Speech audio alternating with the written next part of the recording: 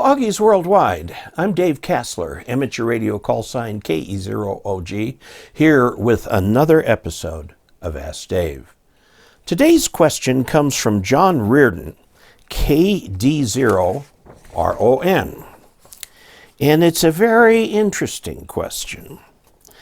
I am running an old rig. Okay, I've got some old rigs up behind me here, although I've got some new rigs up here too. It works fine, but it doesn't have any filter sections to clean up the audio. Most of the time I have a baseline hiss, which is pretty loud.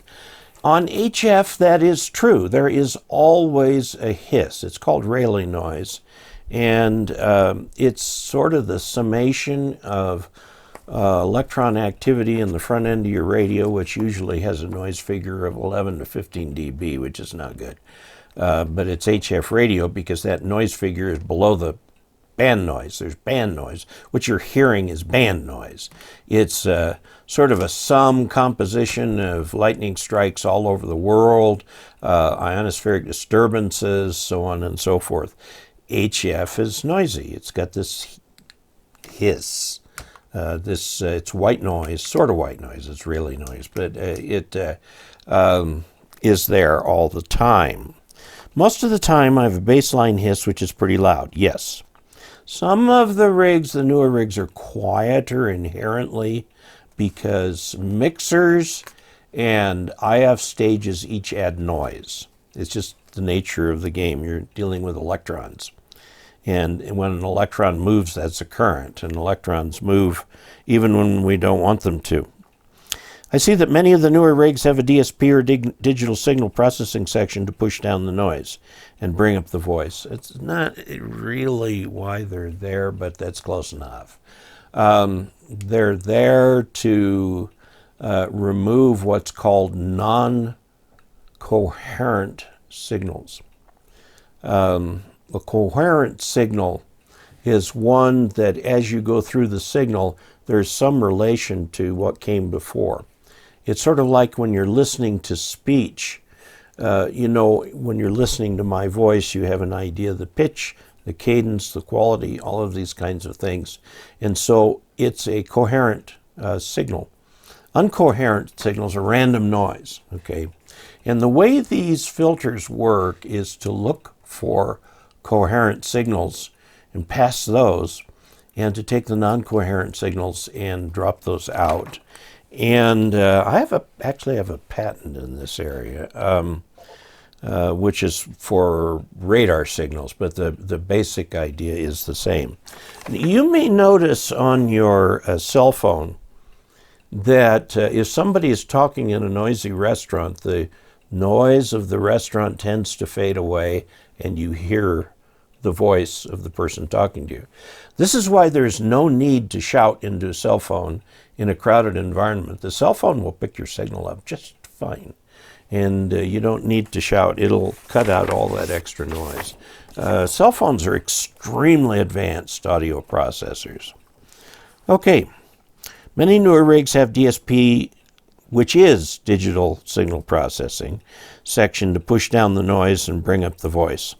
It occurs to me that this is a function that could easily be done by routing the sound through a PC. I'd like to experiment with this. I do not know of any software or algorithms designed for the PC to do this. All the new radios have it built in, so there is no incentive for people to put this into a software product. Now, I'm recording right now. This is my little recorder. I use a Tascam recorder, and I'm recording right now. And it's a very high fidelity recorder, but I have to keep the room fairly quiet or that'll get picked up. Really advanced audio processing equipment can reduce hiss, can reduce different kinds of artifacts, hum, the ticking of the clock in the background, and all of this kind of thing like that. To do that, you need to use a technique called deconvolution, where you take apart the audio signal into its component parts. Deconvolution is very hard to do in a digital computer. It has to be pretty powerful. And the algorithms for doing deconvolution on real-time streams is, the patents are pretty well sewn up. However, early ham radio, there's a company called TimeWave, timewave.com. They make a little product. I'll show you a picture of it here. The 599, and then there's a string of digits after it. I had the DSP 599 Plus. I used it with my Yaesu FT747 radio back in the late 1990s. And I have yet to come across a better filter in there. There's several adjustments that you can make on it, and you could take a noisy single sideband signal and just clean it up to the point it was beautiful. Now, you could do it too much, like anything. You can do too much of a good thing. Now, on the IC7300, the noise reduction filter, or NR, by the way, I'm not talking about a noise blanker. A noise blanker is for ignition noise. The better noise blankers will also take care of the Russian woodpecker, the Chinese woodpecker, and those over-the-horizon radars. But I'm talking about noise reduction. In the radio, there are 8 levels of this, and it's extremely effective. Okay? You can really clean up a voice signal. Now, one of the problems is if you have another interfering voice signal, they're both coherent waveforms. And it's real hard to separate one of those out from the other. And if one is separated in frequency by the other, you can start playing games with filters to filter that out. It may muffle the signal you're trying to listen to, but at least you don't have to listen to the other signal too. Now, the DSP 599, and it's got a string of digits after it right now, is a very expensive piece of equipment. It's about $600 now. I had one when they were 150, something like that, but that was over 20 years ago.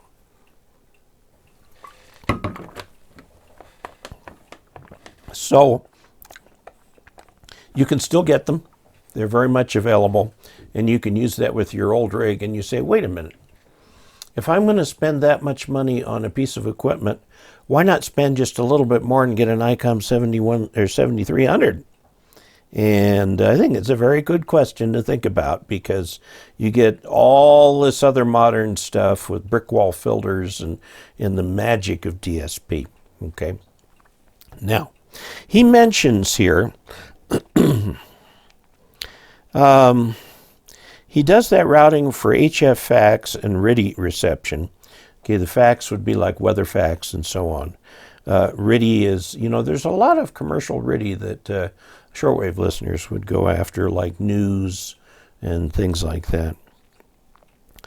In looking around, I don't find any software, because there isn't any, but I do see that DX Engineering sells a speaker with something built in. By BHI Limited. DSP speakers is one example. Also, there's West Mountain Radio Clear Speech DSP noise reduction speakers. The CLR-SPKR is another but more expensive. And his question is, do they work? The answer is yes, they do work. They can do some amazing things in reducing the noise. Do I have any experience with DSP speakers? Do they work?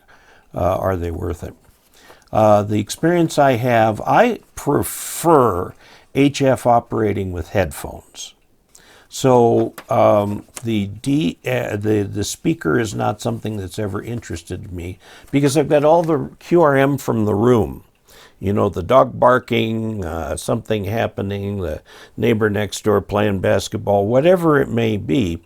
There is some sort of a noise in the room. I prefer speakers or headphones on both ears. The reference station tells you to get the Sony Let's see, where are the headphones?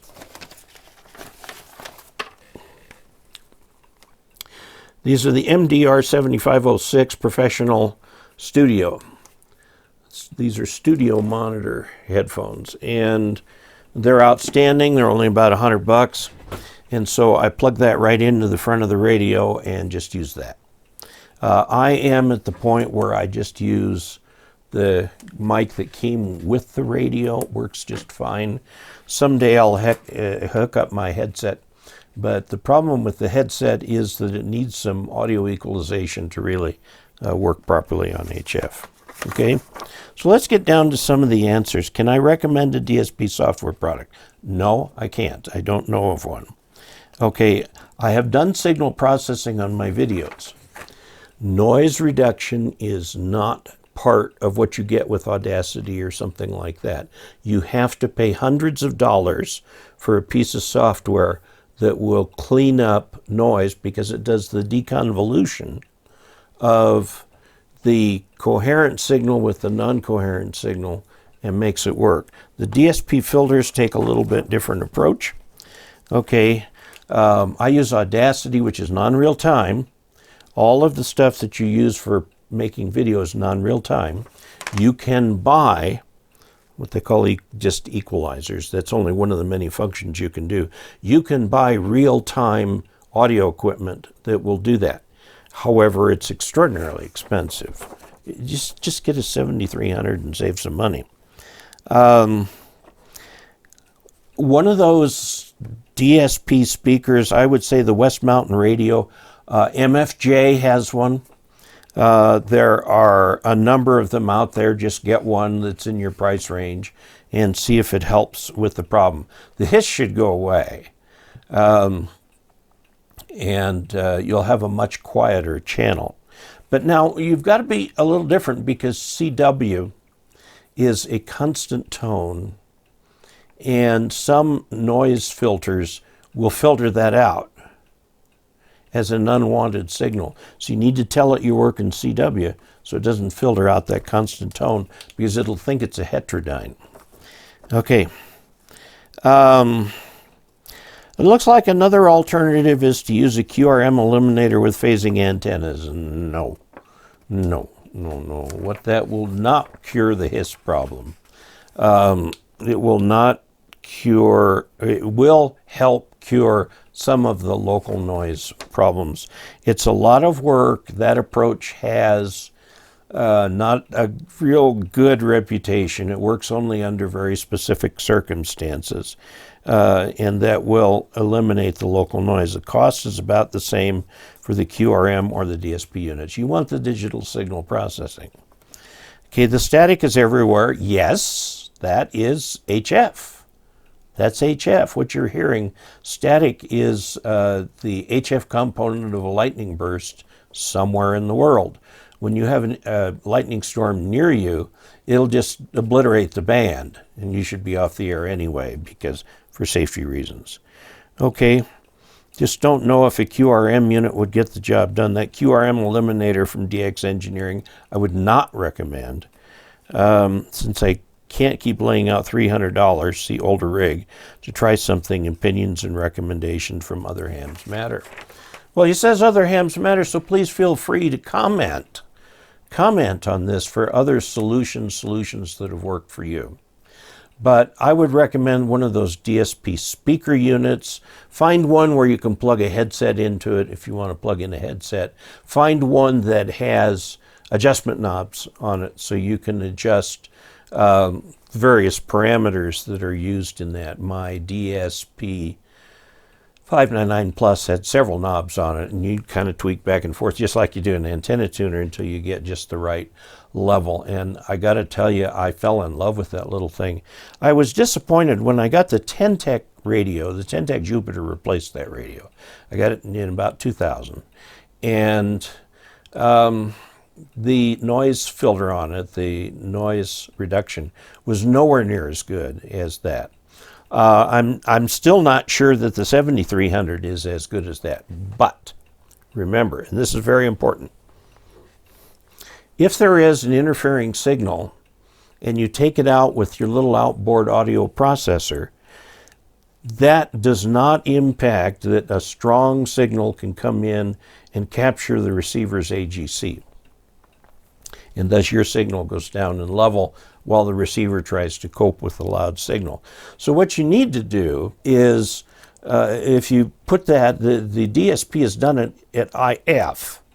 So if there is a strong interfering signal, you can cut that out with the DSP filters that are in here, your brick wall filters and so on, and it won't affect the IF. That's the only drawback. I've never found that to be a problem with the DSP. So there you go. There you have it. Until we next meet, 73.